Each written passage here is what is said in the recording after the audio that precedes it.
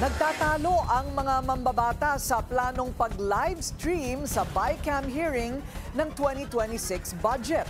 Gusto raw kasi ito ng Senado pero may ilang kongresistang humaharang na ito ay isa publiko.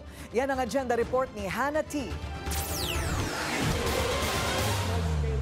Kumukontra raw ang ilang taga-House of Representatives tungkol sa pagbubukas sa publiko ng BICAM. Ayon yan kay Senator Erwin Tulfo.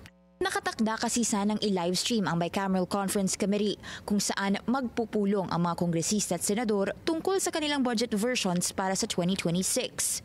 Hindi dito sa amin, na dito sa kabila, sa House, ayaw nila. Saka sabi nga ni Senator Soto, mukhang magkaroon sila ng diskusyonan.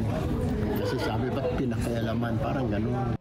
Una nang nagka-issue sa budget ng ibalita ni Senate President Tito Soto na may mga nagrereklamo umanong House members na tinapyasan o ginalaw ang kanilang budget sa Senado pero itinanggi ito ng mga senador.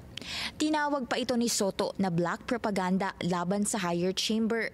Walang pinangalanan si Tulfo na House members pero anya, what are we afraid of?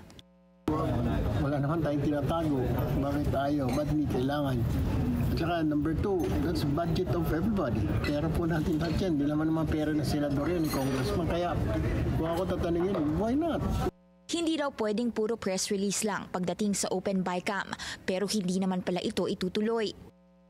Umingay ang panawagan sa transparency bunsod ng flood control scandal at mga issues sa budget insertions kung saan lumobo ang pondo ng infra projects. Dito itinuturo ang di umano'y pagtanggap ng kickback ng ilang mga mambabatas.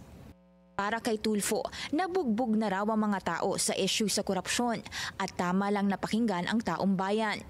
Para sa agenda, Hannah T, Bilyonaryo News Channel.